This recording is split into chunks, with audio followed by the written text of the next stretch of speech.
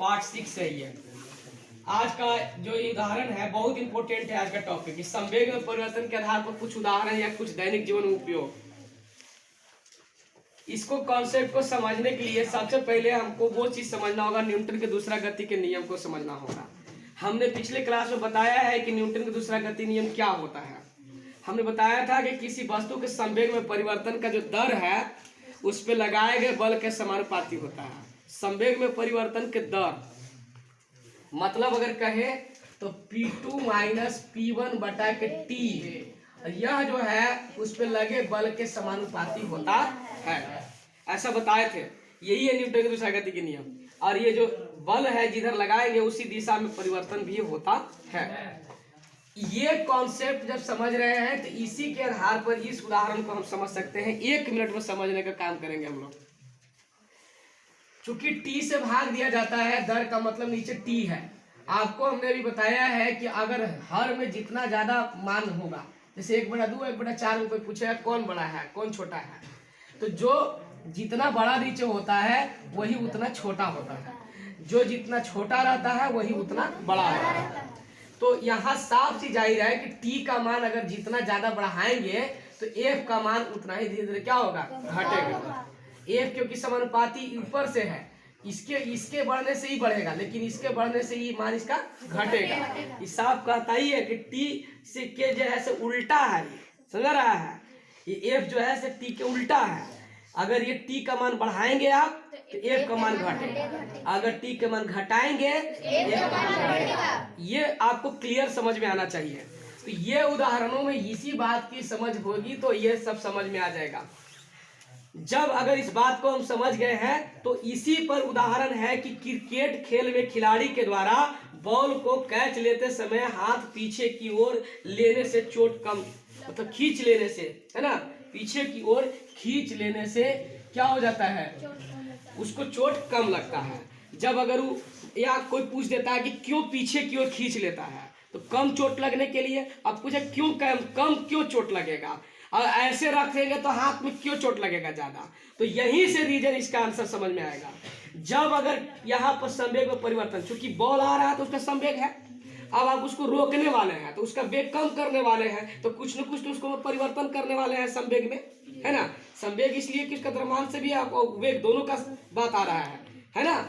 जब भी किसी चीज का जिक्र करते हैं बल का तो उसमें संवेग का बात करेंगे। तो जब संवेग में परिवर्तन जो हो रहा है उसके लिए अगर आप टाइमिंग पर, अब यहाँ मेन मायने रखता है टाइमिंग। अब उसको टाइमिंग अगर ज्यादा दे रहे हैं संवेग में परिवर्तन होने के लिए, T को क्या कर रहे हैं आप, जब पीछे हाथ कर रहे हैं तो T को बढ़ा रहे हैं। जैसे T को बढ़ा रहे हैं तो ये क्या हो गया, कम होगा, इसीलिए हाथ को चोट कम लगेगा। अगर कोई ऐसे ही हाथ अगर रख ले रह जाएगा तो उसको क्या होगा, T कम हो जाएगा। संवेग में परिवर्तन करते समय T क्या हो जाएगा, कम हो जाएगा, और इसीलिए F ज्यादा हो जाएगा, तो हाथ को चोट लग जाएगा, हाथ टूट भी सकता है। समझ में आ रहा है। तो ये लॉजिक जब यहाँ से समझ में आ जाएगा ना तो ये पूरी वाली थ्योरी जो है ना समझ में आ जाएगा। यह फार्मूला पर ही सब कुछ है। इसीलिए लिखा जाता है कि क्रिकेट खेल में खिलाड़ी के द्वारा बॉल को कैच लेते समय हाथ पीछे की ओर खींच लेने से चोट कम लगता है। हमें इसका कंक्लूजन, ये इसका जो है जो मतलब क्यों होता है वो भी बता दिया हूँ कि चूंकि कैच लेते समय गेंद के संवेग में परिवर्तन के लिए कुछ ज्यादा समय मिल जाता है, जिससे हाथ पर बल कम आरोपित होता है और हाथ को चोट नहीं लगता है। ठीक इसका उल्टा एक और उदाहरण है कि कराटे के खिलाड़ी के द्वारा टाइल्स को एक बार में तोड़ दिया जाना। टाइल्स को जब वो तोड़ता है तो वो कोई हिचकिचाहट नहीं रखता है। अगर आप हिचकिचा के तोड़ रहे हैं, शंका में कि टूटा कि ना टूटा, ऐसे सोच के तोड़ रहे हैं तो इसका मतलब आपका हाथ में टाइमिंग ले लिए हैं, समझ रहा है। तो आप तब मारिएगा तो आपको टूटबे नहीं करेगा, हाथ में टूट जाएगा। आ रहा बात समझ में। तो यहाँ पर वही बात आती है कि यहाँ पर ठीक इसका उल्टा होता है।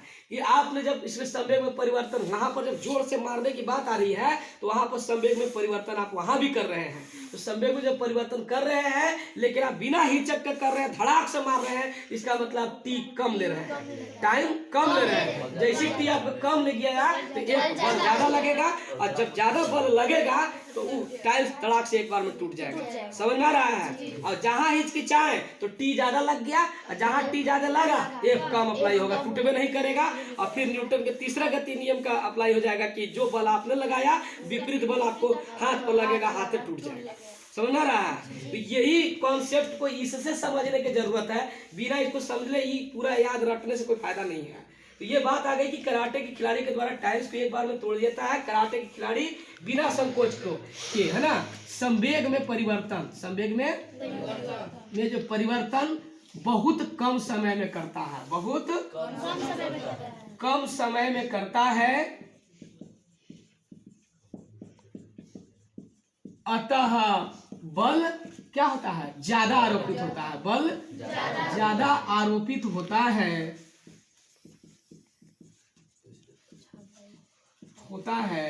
फलतः टाइल्स टूट जाता है, टाइल्स टूट जाता है। अगर वो थोड़ा सा भी हिचकिचाएगा टाइम ज्यादा लेगा, नहीं टूटेगा, चोट ही लगेगा। समझ में आ रहा है?